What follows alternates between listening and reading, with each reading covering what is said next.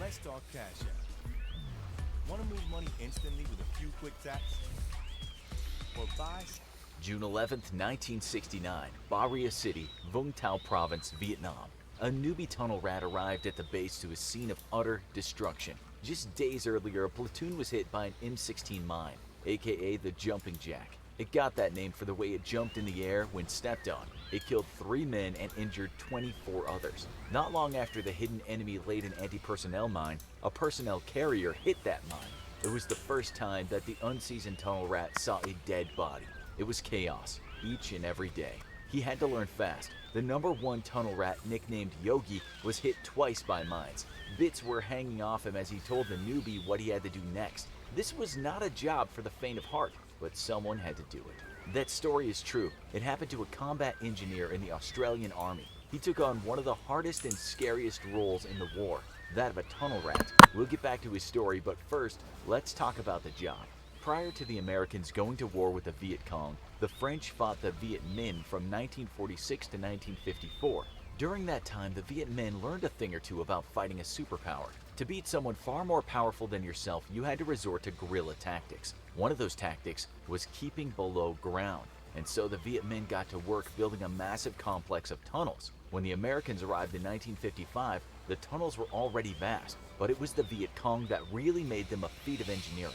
During the Vietnam War, or the American War to the Vietnamese, the Viet Cong used those tunnels for all kinds of things. While the opening to the tunnels was small, they might lead to a complex system of tunnels that would lead to large underground spaces. It was within these spaces that the Viet Cong would hide, eat, sleep, and machinate attacks on their enemy.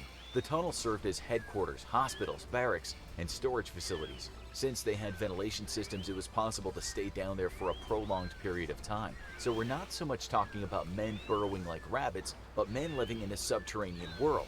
These worlds provided safety from the hostiles. Like snakes, the men would come out of them at night, lay traps for the enemy, and sneak back into the tunnel. And that's how so many American and Australian soldiers lost their lives, to mine-laying soldiers that were rarely seen above ground. It was actually an Australian combat engineering unit, the 3 Field Force, that were the first tunnel rats. The Americans later joined them, but we don't imagine guys were queuing up for the job. Just imagine it. They find the entrance but have no idea where the tunnel will lead or who they will encounter down there. That wasn't the only threat of humans to worry about, too. Vietnam is in the tropics, and the tropics are home to all kinds of dangerous creatures. Have you ever seen a Vietnamese giant centipede? Those fast-moving, prehistoric-looking creatures deliver one of the most painful insect bites known to man. And guess what? They too like to hide in tunnels. Then there were the snakes, the highly venomous and deadly banded krait, the Malayan pit viper, the king cobra, and a whole host of other badass snakes that can spoil a person's day. The soldiers had to deal with ants' nests, annoying bats, rats carrying the bubonic plague, as well as spiders that weren't generally a threat to life, but could make life painful. So you can imagine that going into one of those tunnels was about as frightening as getting into Ted Bundy's Volkswagen Beetle, but they had to do it, lest more men get blown to bits by these damned jumping jack mines. If the men can infiltrate the tunnels, they might not only kill a few of the enemy, but they would usually come across a stash of mines, grenades, and guns. There was another problem concerning arms. The tunnels were small, and so that meant that the tunnel rats couldn't take larger guns down them. They were usually only equipped with an M1911 pistol or an M1917 revolver. They'd also have a flashlight, a knife, and usually some explosives so they could blow up whatever they found down there.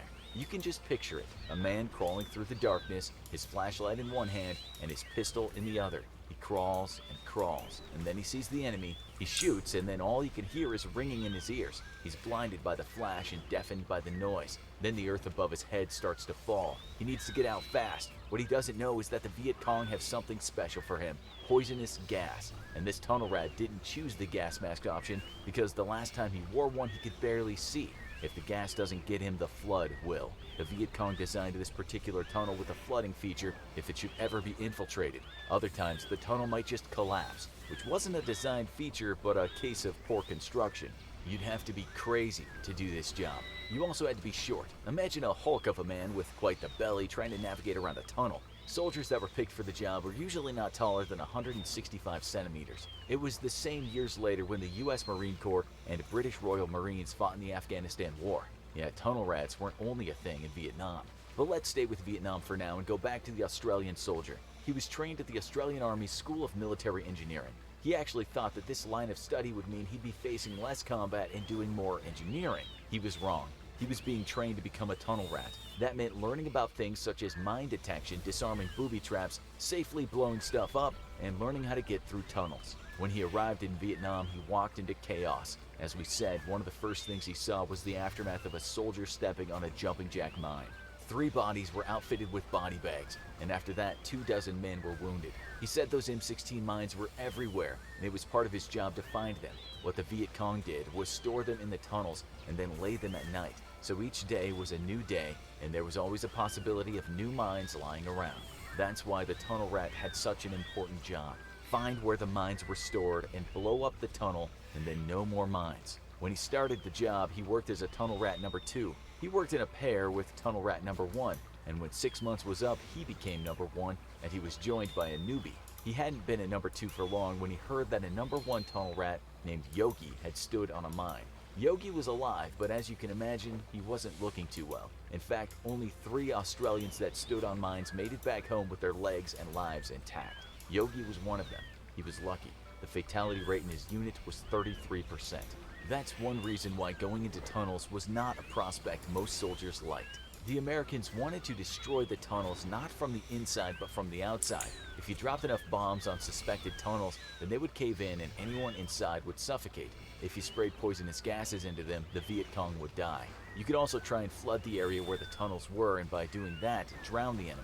The problem was that these efforts didn't always result in success. The reason for that was the fact that the Viet Cong made more impressive tunnels. They made them blast-proof, flood-proof, and provided extra ventilation so the gases weren't effective. They also made them in a zigzag shape to mitigate the effect of an explosion. This is why the tunnel rat was indispensable. Those guys were the only thing that really worked. Believe it or not, most American soldiers were not chosen to do this job, but actually volunteered. Most soldiers thought you'd have to be out of your mind to do the work. The centipedes and the snakes were one thing, but suffocation in a collapsed tunnel was something from a nightmare. So why did they volunteer? One soldier back then said it was sometimes a macho thing. Soldiers did it to show others just how tough they were. He said that many tunnel rats had had problematic lives back home in the US, so they wanted to show that they could be useful. And useful they were, as well as brave. One tunnel rat named C.W. Bowman said that his fellow soldiers thought he was a maniac doing the job. He said they took bets each time he went into a tunnel, and some men betted that he would die. Some men almost did, and this would become a weakness for the US military. We'll get around to that soon. Let's first take you through a mission. You shoot first and ask questions later. That was the mantra of the tunnel rat. Anything they came across, they shot at. They would usually fire only 3 bullets and then reload. The reason for this was the enemy wouldn't know how many bullets they had in the chamber. Let's say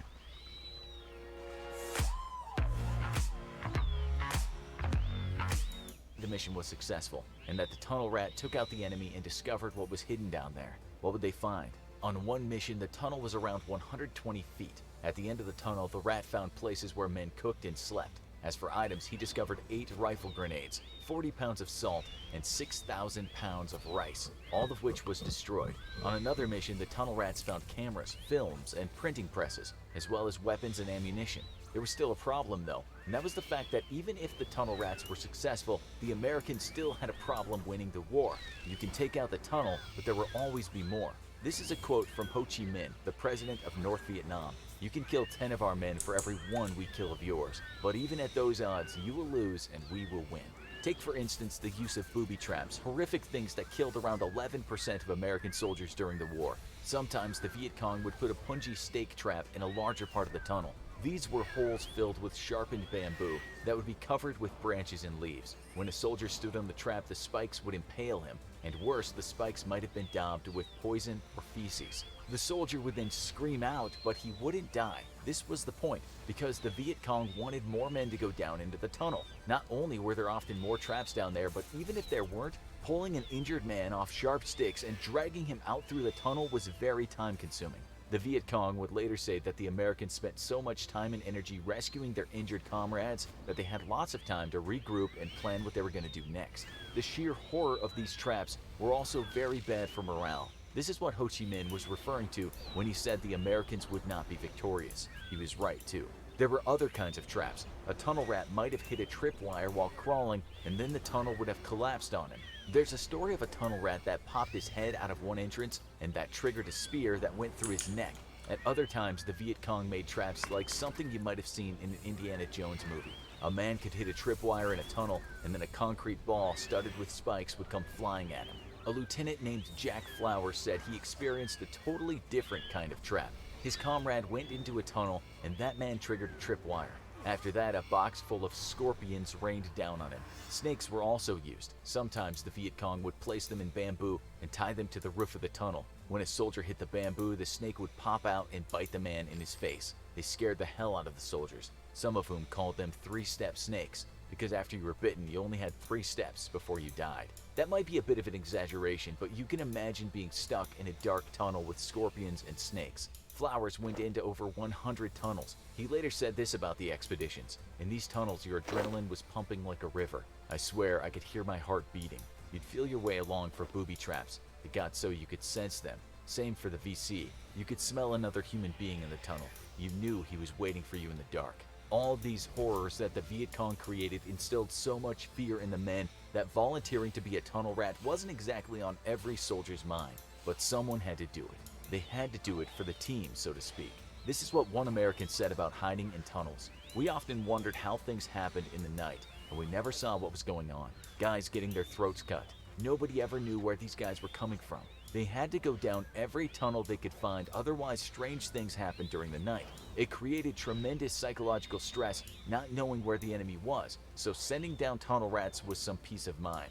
There were successful tunnel campaigns, such as Operation Crimp and Operation Cedar Falls, but in the end, the Viet Cong proved to be more resilient. While the American soldiers were literally having nervous breakdowns going into the tunnels, the Vietnamese soldiers were at home in them. If the tunnels were destroyed, they just built more of them. The Americans had the task of Sisyphus, pushing the giant rock up a slope for eternity. As for the fate of the tunnel rats, there isn't any data on how many of them died, but it's thought that most of them succumbed during those horrific explorations of the Vietnamese subterranean. Out of 100 or so tunnel rats in the American army, only 12 of them lived to tell the tale of those tunnels back on American soil. One of those men was Jack Flowers. He later said, "Why did we do it? I wasn't a tough guy. Nobody who knows me would ever suspect I could do what the tunnel rats did. I'd never want a son of mine to have to do it.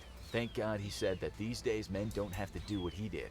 Now you should watch this video, the insanely crazy story of a tiny soldier. Or have a look at this, Mad Jack, a real-life World War II madman.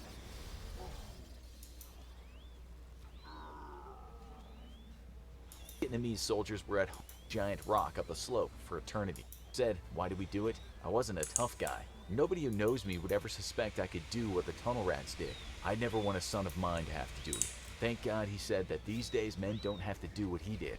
Now you should watch this video. Hey guys, check this out. If you own a home and you don't have one of these Generac PowerCell home batteries, you could be at risk of losing power this summer.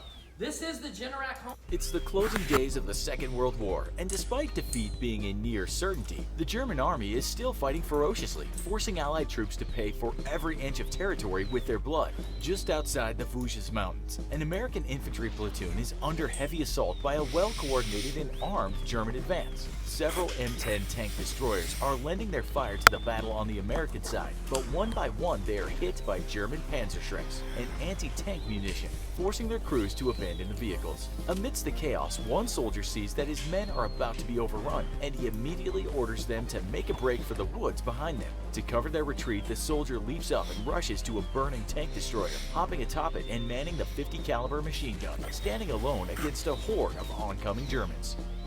Just 2 years earlier, Ali Murphy found himself being rejected for military service by first the Army, and then the Navy, and finally the Marine Corps. The 5' 5" would-be soldier was too short and underweight, the military doctors all said. Plus, to boot, he was too young, only 16 years old. Yet there was a war on, and the pain of Pearl Harbor was still deeply felt by Murphy and most Americans. Plus, the US had just suffered crushing defeats in the Philippines. Murphy wanted to fight, and he wasn't going to stop trying to enlist until he was allowed to.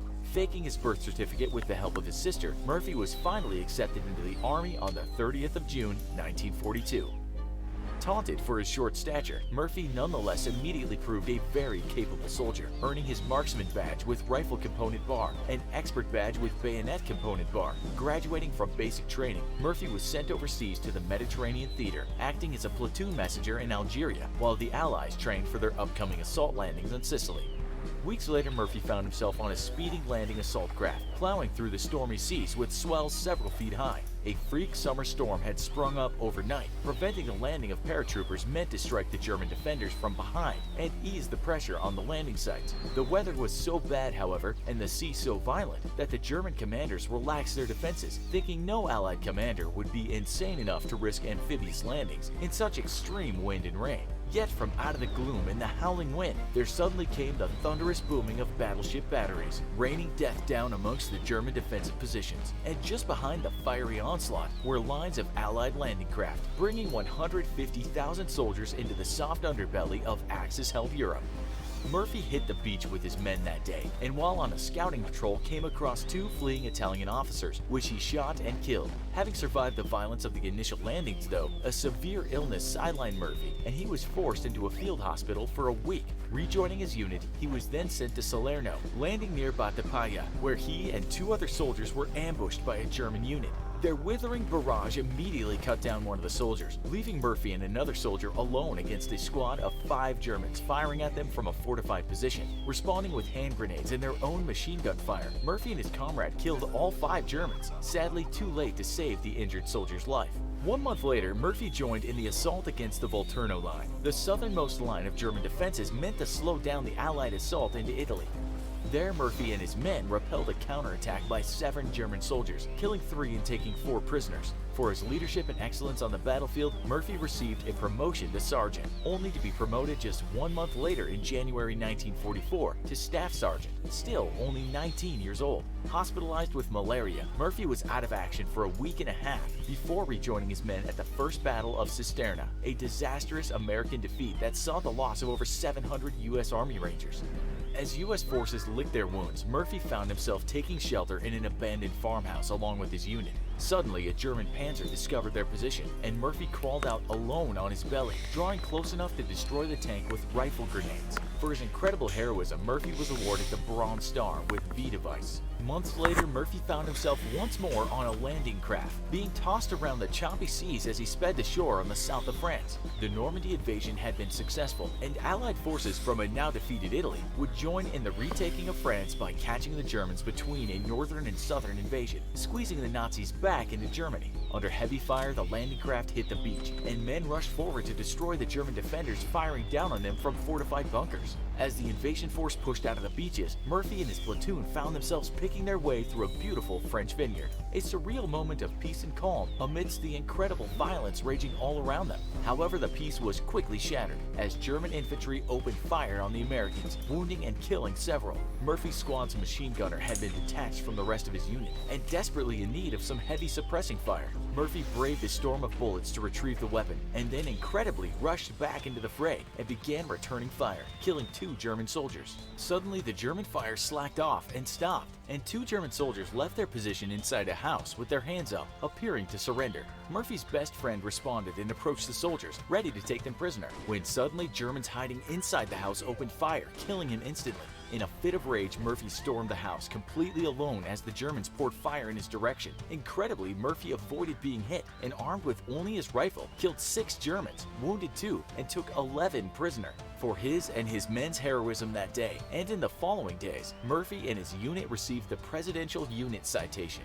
Murphy's seemingly invulnerability, however, came to an end when on the 15th of September 1944, he was wounded by a mortar blast, shrapnel cutting deep into his heel. Just a few weeks later, though, Murphy was back in action and would earn a Silver Star for assaulting a German machine gun position, killing 4 and wounding 3. Just 3 days later, engaging the Germans at Lumay in the Clure River Valley, Murphy and his unit found themselves unable to take a heavily defended hill from their German defenders. Crawling alone forward toward the German position, where he could get a better vantage point, Murphy directed his men in their assault via radio, even while Germans rained machine gun and rifle fire down on him for over an hour. After successfully taking the hill, Murphy earned a bronze oak leaf cluster for his Silver Star and a battlefield commission to second lieutenant.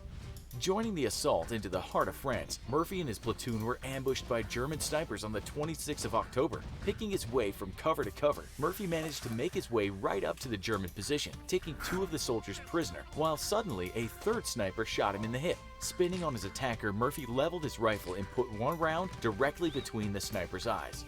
For his injury, Murphy received his first bronze oak leaf cluster for his Purple Heart, but partial loss of his hip muscle due to the removal of gangrene from the wound forced Murphy out of combat until January. By that time, though, the Allies were pushing the Germans steadily back and out of France.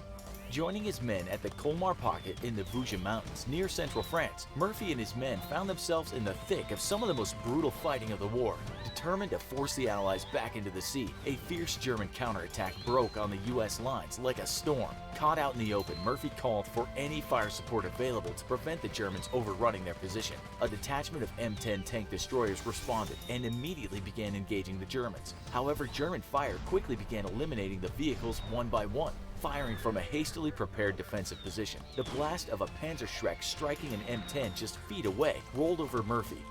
Knowing his men would be killed to the last if they remained out in the open, Murphy ordered his men to make a break for the woods behind them. Remaining at his position alone, he fired at the oncoming Germans while also directing artillery fire over the radio. Murphy knew he needed to lay down some heavy suppressing fire if his men were going to have any chance of making it to safety, but he was armed with only his M1 rifle.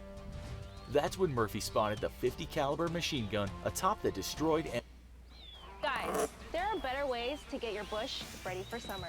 The brand new Lawnmower 4.0 from Manscaped. It's a M10, and ignoring the flames, smoke, and incoming German fire all around him, Murphy made a mad dash for the burning wreck and crawled atop it, manning the heavy machine gun and laying down a withering barrage of fire at the oncoming Germans. For over an hour, Murphy stayed atop the burning vehicle, returning fire against the Germans and advancing vehicles.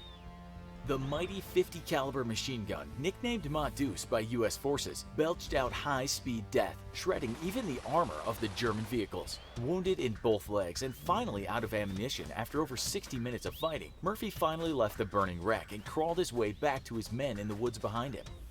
Having killed and wounded 50 Germans and knocking out several German vehicles, Murphy ignored the wounds to his legs and led his men in an assault to repel the German counterattack, pushing the enemy back and securing the US position. On guard against a second counterattack, Murphy refused to be evacuated to a field hospital and remained with his men as his wounds were treated. For his heroism that day, Murphy was awarded the US military's highest decoration, the Medal of Honor, given only in the most extreme cases of gallantry and heroism. His wounds proved to be too great to rejoin the fighting this time, however, and Murphy was moved from the front lines to regimental headquarters to act as an Army liaison officer, a well-deserved rest for an incredible soldier. Audie Murphy would ultimately become one of the most highly decorated soldiers in US history, and even earned several awards and citations from the French and Belgian governments for heroism. Unable to continue service due to his injuries, Audie left the military at the end of the war and began a very successful career as a Hollywood actor, starring in several films featuring his own exploits in combat. Sadly, Murphy would go on to be killed in a plane crash on the 28th of May 1971, though his body would be interred in Arlington National Cemetery, where it remains one of the most visited graves.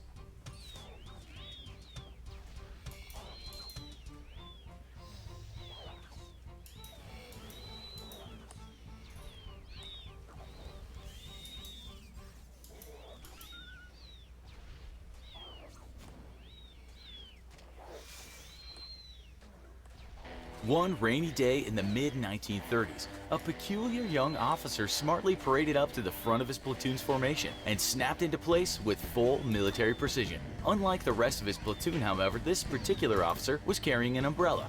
Red in the face with anger and dripping wet in rain, the battalion adjutant immediately stormed over and demanded to know what in the blue blazes the officer was thinking carrying an umbrella to formation. Without missing a beat, the young officer simply responded, "Because it's raining, sir." John Malcolm Thorpe Fleming Churchill, or as he would later be known, Mad Jack or Fighting Jack, would be immediately reprimanded for his insubordination and preposterousness. But such reprimands were nothing new for the very bored officer. Amidst the brief interlude interlude of peace between World War I and World War II, Churchill found his military service, well, rather dull. A rare breed of man practically born to lead others on the battlefield, Churchill itched for excitement and chaos. When life failed to provide any, he sought it out himself, and at a time when roads were mostly non-existent in India, rode his motorcycle over 1,500 miles of the Southeast Asian countryside, often crossing rivers and chasms by pushing his bike along the rails of railroad tracks while he carefully stepped across the crossbeams.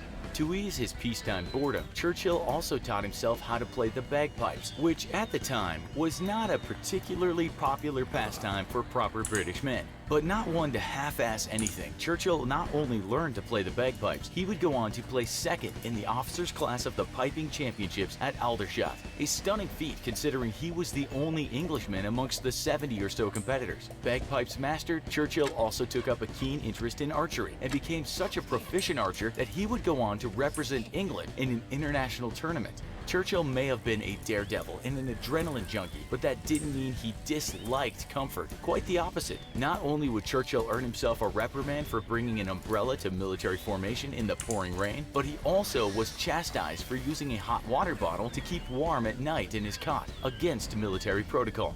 To bypass this minor technicality, Churchill instead used a piece of rubber tubing which he filled with hot water. The regs, after all, forbade the use of hot water bottles, but said nothing about rubber tubes. While most military men measure their alleged toughness by their ability to suffer hardship, Churchill saw no need for such inane displays of machismo, or perhaps he was, as many sources state, bored out of his mind by peace and entertained himself by annoying his senior leadership.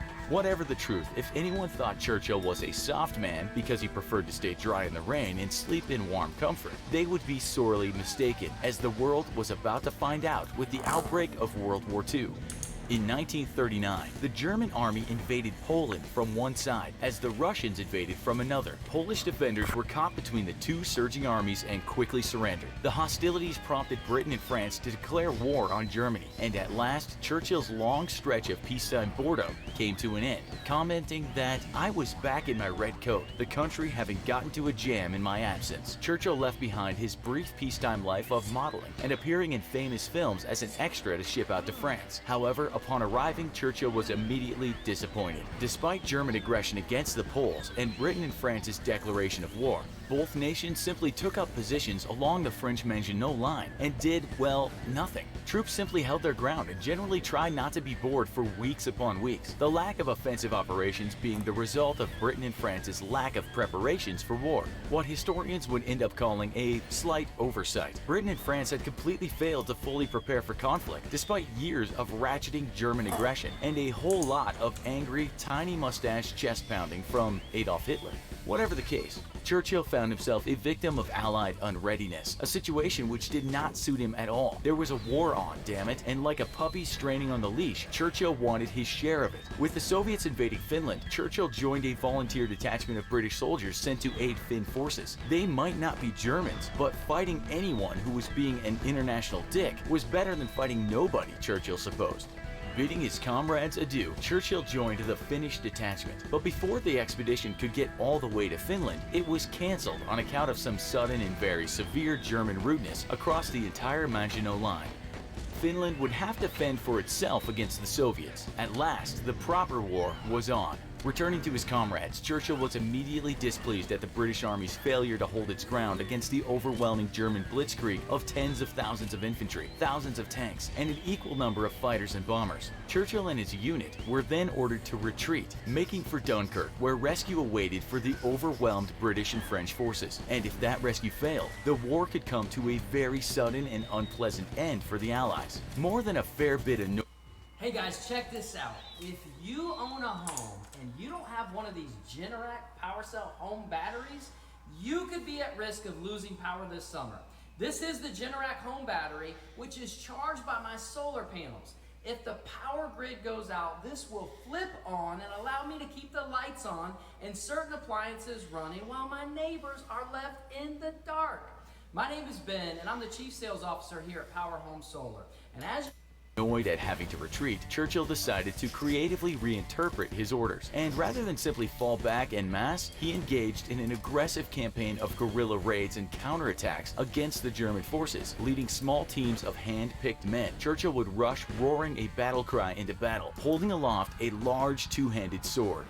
Like some anachronistic Highlander, Churchill waded into enemy fire and on more than one occasion spitted a German soldier on his claymore. Other times, Churchill would discard his rifle in favor of his longbow, sinking barbed shafts into the chests of Germans up to 100 yards away. Rumor has it that during one battle, a German officer asked for a list of casualties and injuries, only to be told that several of the casualties had been shot with arrows. The confused and irate officer warned his junior officer not to joke around with him, only to be shown the bodies with arrows still sticking out of them. Professional soldiers always expect the unexpected in combat, but nobody expected a mad Englishman shooting arrows in the midst of the greatest industrial age war in human history.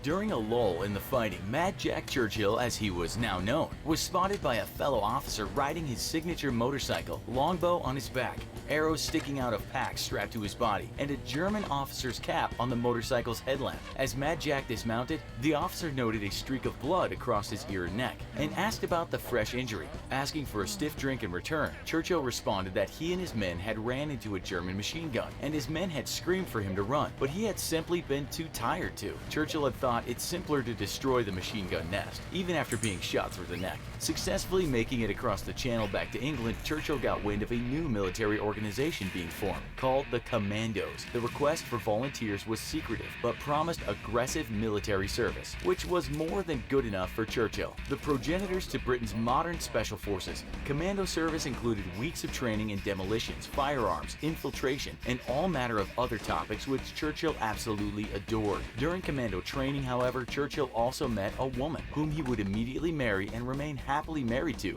for 55 years until his death.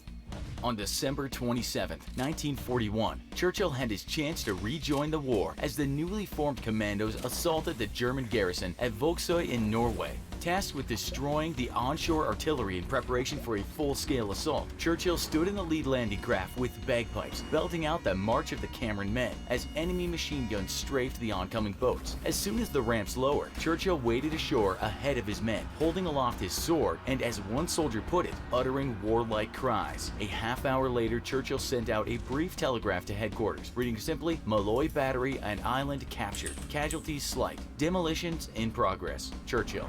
Churchill would go on to win several military honors, as well as more than a few battle scars. But his greatest feats of valor would not come until the autumn of 1943, leading the Allied landings at Salerno in Italy. Churchill and his commandos found themselves fighting alongside American Rangers in the town of Marina. Both Churchill's commandos and the American Rangers were not designed to fight and operate as normal line infantry, lacking much of the heavy fire support that normal infantry brings to a fight, such as heavy machine guns and mortars. Armed mostly with rifles and grenades so that they could remain mobile, the commandos and rangers found themselves at a severe disadvantage as German and Italian heavy infantry assaulted their position in waves. Though casualties were extremely high, the Allied forces beat back every assault. Growing bored of simply waiting for the Germans to come to him to get shot, Churchill decided it would be best to go where they were instead and shoot them there. Ignoring the fact that his forces were grossly outnumbered and had no heavy weapons and absolutely zero support, Churchill led a night raid against a heavily defended German position, rushing out from thick undergrowth and shouting "Commando!" Churchill and his small detachment destroyed the German position and took 136 prisoners. Churchill and one of his corporals, however, had managed to get themselves far ahead of the rest of their unit in the fighting, and suddenly heard the sound of dozens of Germans digging into fighting positions all around them in the nighttime darkness. Never one to waste a good opportunity, Churchill decided that it wouldn't do to march back to friendly lines alone, and instead unsheathed his giant sword and simply walked to the first German position, ordering the men to put their hands up in German, perhaps thinking themselves visited by the ghost of an ancient medieval man, or simply doubting that even their bullets would touch a man with balls of steel so sturdy he waded into battle carrying a giant freaking sword. The Germans obliged and were taken prisoner. Churchill, however, wasn't done. He thought it wouldn't do for his German prisoners to be lonely, and thus decided to visit another German position. By the end of the night, Churchill and his corporal took 42 German prisoners, leading them back to the British and American lines at Sword Point. Churchill would go on to explain to a senior officer that as long as you tell a German loudly and clearly what to do, if you're senior to him, he will cry, "Jawohl!" and get on with it enthusiastically and efficiently, whatever the situation. That's why they make such marvelous soldiers. A few months later, however, Churchill himself would be taken prisoner, surrounded on all sides by Germans and with just 6 men and himself left alive, and with nothing more than revolvers and a single American carbine between them. Churchill fought on until the ammunition ran out, and a mortar killed 3 of his other men and wounded another. With nothing left to shoot back with, and apparently separated from his trusty sword, Churchill pulled out his bagpipes and prepared to meet his end, playing Will Ye No Come Back Again, until a German grenade knocked him unconscious. Churchill would be sent to a POW camp, but was quickly growing bored of not killing Germans. He hastily made an escape. Upon his recapture, he was sent to an even more well-guarded POW camp, only to escape again. Meeting up with a column of American armor, Churchill was rescued, but appalled to hear that the war was nearly over. Returning to his unit, Churchill commented, "There are still nips, aren't there?" And thus Churchill volunteered to ship off to the Pacific. Sadly for Churchill, upon his arrival, the Americans dropped their second nuclear bomb, and the Japanese quickly surrendered. A heartbroken Churchill would go on to say to a friend, "If it hadn't been for those damned Yanks, we could have kept the war going on for another 10 years. Telling another friend that the Japanese had double-crossed him by surrendering, Churchill immediately began to look for an opportunity to join the many brush wars raging in the aftermath of World War II. He got his chance in 1948 when Arab forces tried to drive the Jews from what would become Israel. Present in his full dress uniform at a battalion parade, Churchill got news that a Jewish medical convoy had been ambushed by Arab forces. Not wasting a moment, Churchill immediately rushed to their aid, still wearing full dress uniform. Boldly rushing down the middle of the road and into the teeth of the battle, Churchill commented later that "I grinned like mad from side to side, as people are less likely to shoot you if you smile at them." Churchill would go on to rescue 700 Jewish civilians and earn greater military honors for his deeds. At the end of the hostilities, Churchill then went to teach at various military schools, ending his career while serving as an instructor at the Land-Air Warfare School in Australia. Giving up on its many attempts to kill him, life would let Churchill live out his days happily next to his wife until his peaceful death in 1996, leaving behind an extraordinary legacy of courage and, well, no small amount of lunacy. Best remembered for his signature claymore which he waded into battle with, Churchill once answered a general awarding him a decoration who asked about the weapon by saying, "In my opinion, sir, any officer who goes into action without his sword is improperly dressed." Was Mad Jack Churchill truly crazy or just insanely brave? Want to see stories about more historical badasses? Let us know in the comments. Also, make sure you check out our other video, The Most Insane Ways Men Escape from Prison. And as always, if you enjoyed this video, don't forget to like, share, and subscribe for more great content.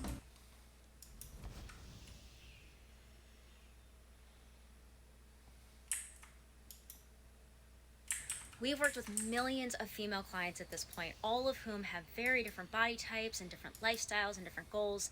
And one of the biggest things holding these women back are 3 sneaky hormones that can kill the female metabolism and make weight loss a major struggle, even if she works out regularly and eats perfectly. Now, don't get me wrong, this is not a magic pill or another fad diet that... Have you ever thought about sailing the open sea alone? Would you ever want to? For many of us, it might sound like fun, exciting, or simply relaxing to take some time away from our day-to-day lives, like enjoying a nice vacation.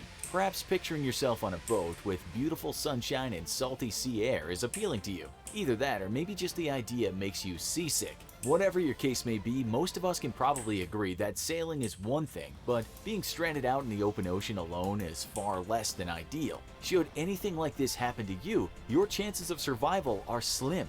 No one knows this better than a man who has experienced it firsthand. In 1981, after enduring a divorce from his wife, Stephen Callahan was driven by ambition and an adventurous spirit. He decided that he wanted to sail the treacherous Atlantic Ocean in his 21-foot boat called the Napoleon Solo, a fitting name given his desire to undertake the voyage entirely by himself. At first, his trip was going smoothly. He began his long journey from Newport, Rhode Island, first sailing to Bermuda. From there, he set sail to England. He continued onward, eventually making his way to the Caribbean island of Antigua. From there, his boat suffered heavy damage from some bad weather.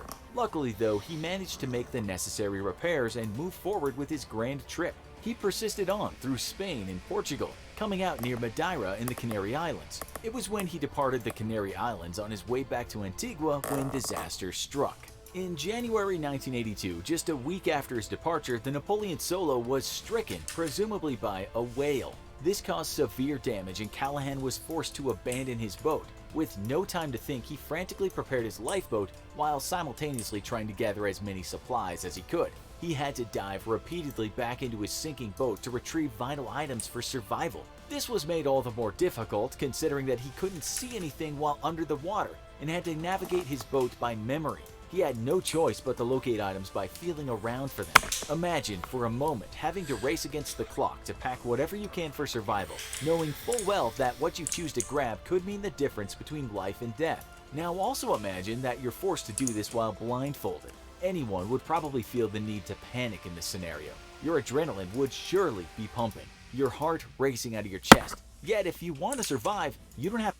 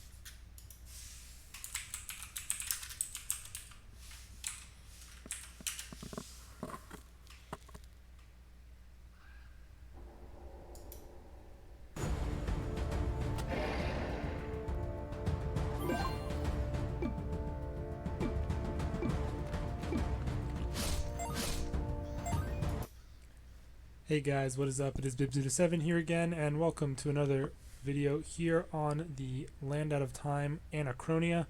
We are going to be doing the Helping Laniakea mini quest here, just to show you guys how to do it. It's pretty simple, it seems like. There is a text guide on the wiki if you prefer those, but I know some people do enjoy the video type guides to see where you have to go and what you have to do. So I figured I would make one here for you all to check out if you need it. First of all, we're going to be starting off at the base camp here in the middle of the island, where you start the quest, the mini quest here with Laniakea, of course.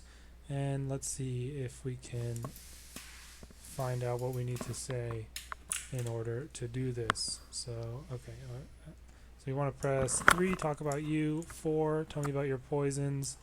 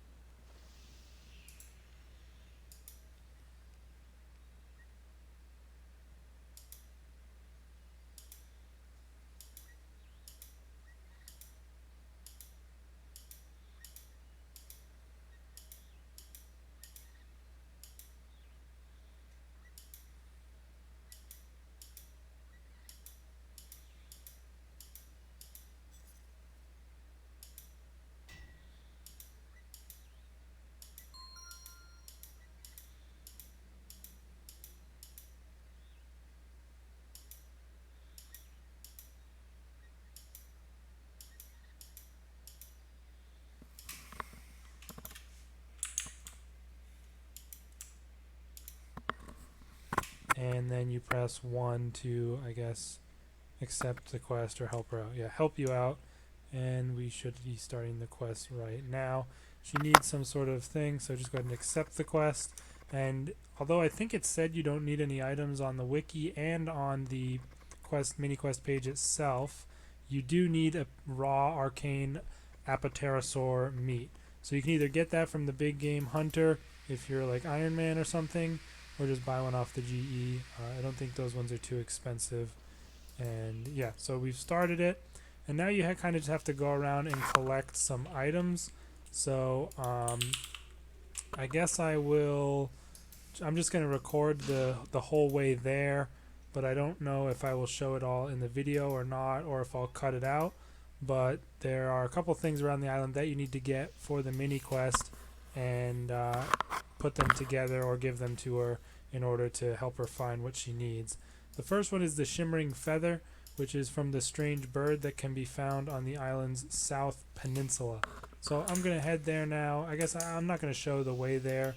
You either can just take the agility course from the base camp until you get close, or just try and walk there directly. But the agility course is usually going to be faster to getting around, just because that's the way the island is built. But pretty much the place you want to go for this first thing is the shimmering feather, is right down here to the south peninsula. So head there for your shimmering feather.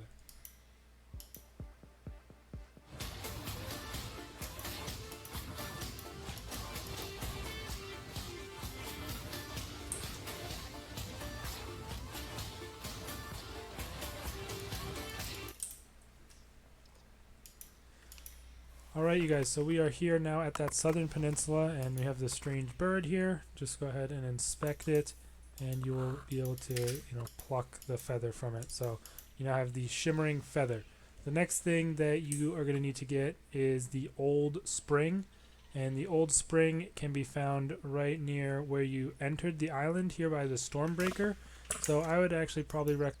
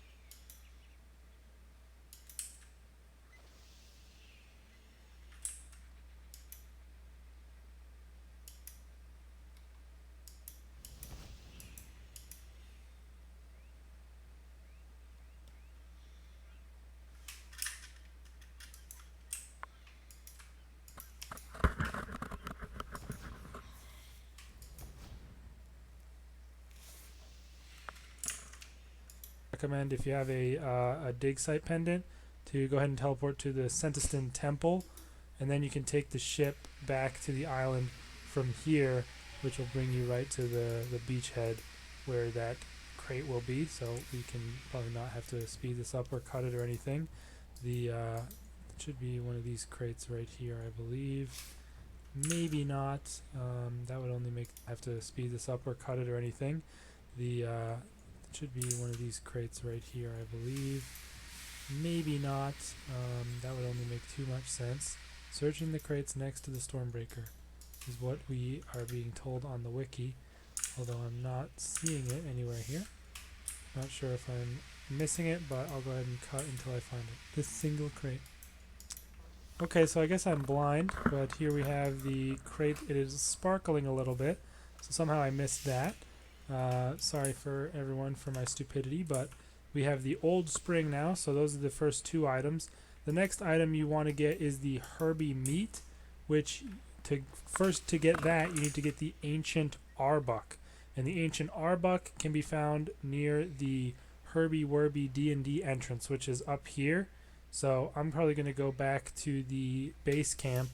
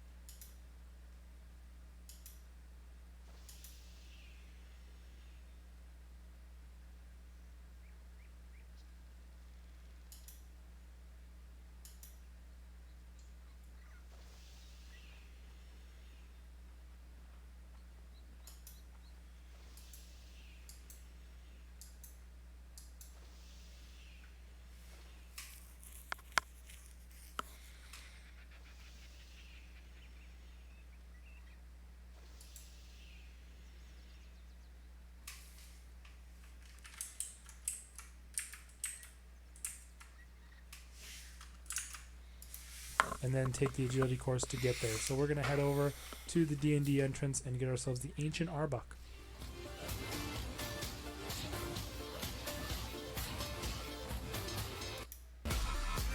be D&D entrance, so we're going to go ahead and investigate this strange foliage that is right here to the east. Nice and easy to spot this one, unlike that crate which I struggled with.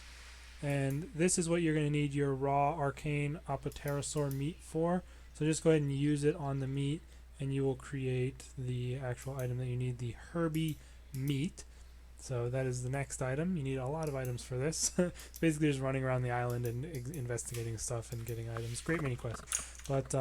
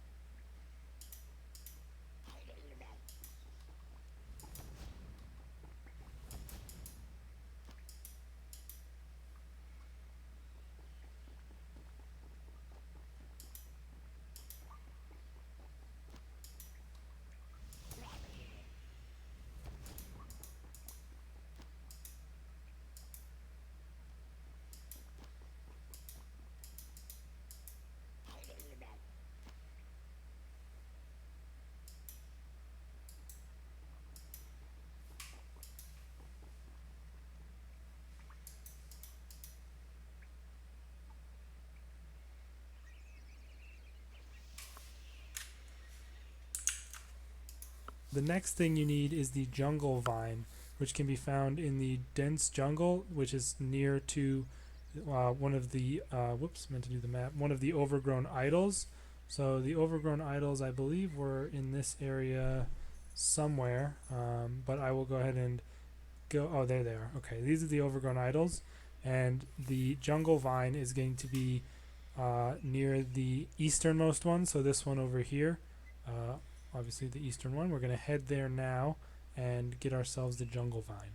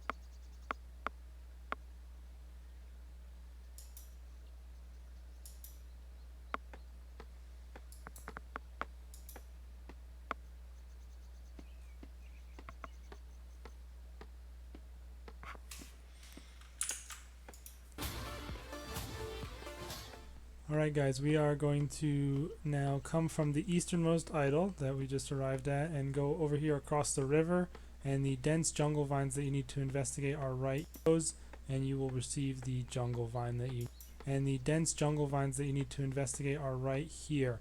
So you go ahead and investigate those,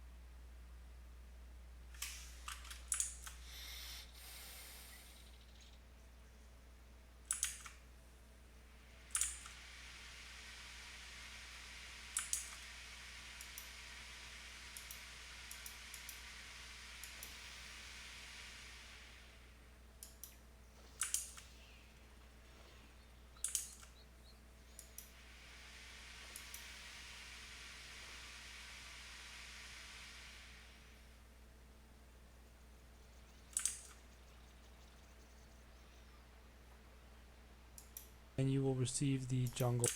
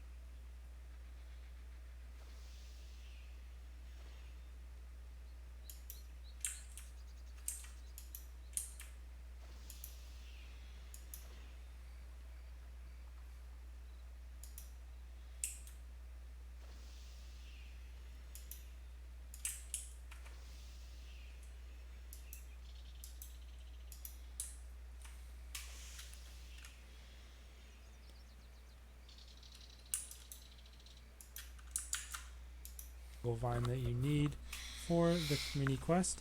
The next thing you need is the immaculate jungle stick, which you first need to find a block of stone, which is near to Laniakia's second location. She's actually in two locations on this map. She's here in the base camp, and also down here in the southeast. So we're going to head down there, and we'll be able to get the block of stone there, which you can then convert eventually into the Immaculate Jungle Stick. So we're going to go ahead and do that now.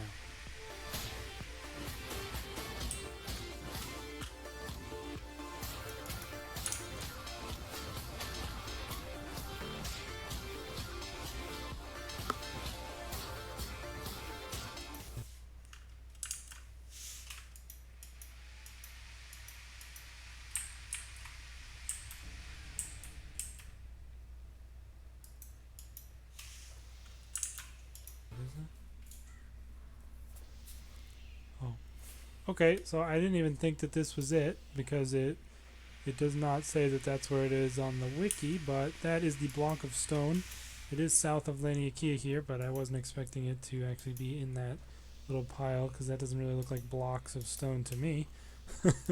But okay, Jagex, and what you want to do is come back to the base camp and bring this to one of these two people here, Eliza or Alpheus.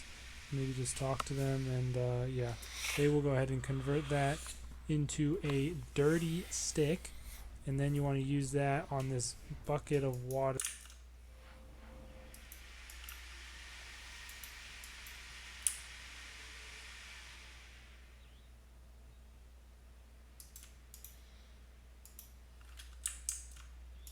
Here to get the Immaculate Jungle Stick. So we have that, and that is the last item that you need. So now you want to use the Immaculate Jungle Stick on the Jungle Vine, and that will create yourself the custom jungle fishing rod. And with the Herbie meat and all this other stuff, you can use it together and you'll create the custom fishing lure. Lastly, now you need to make your way to the actual fishing spot, which is on the west side of the island, over here by the luminous snagglers, of course, a little bit west of this mining site. We're going to head over there, and that is where we fish to get the fugu, and that is what we need to finish the mini quest. So we're going to head over to that spot and fish it up.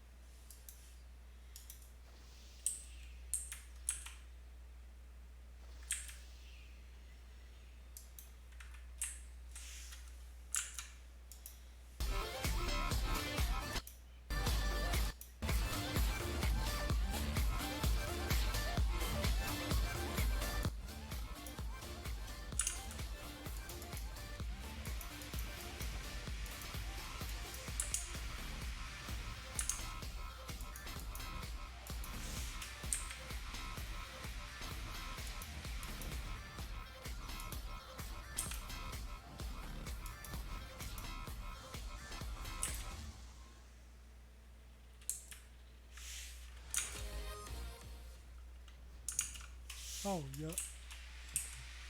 Alright guys, so you just gotta click on that tiny little fishing spot way down there that you might have a bit of trouble spotting, and you can fish it from up here, I guess. I thought I would have to go around to the lower cliff, but that'll get you your fugu, of course. Great fish name, classic quality fish.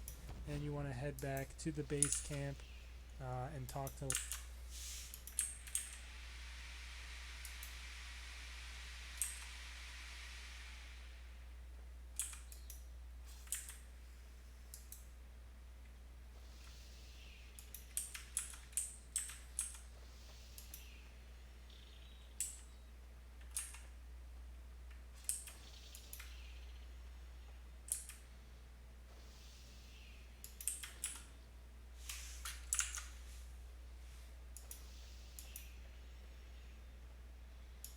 Oh, yeah. Okay.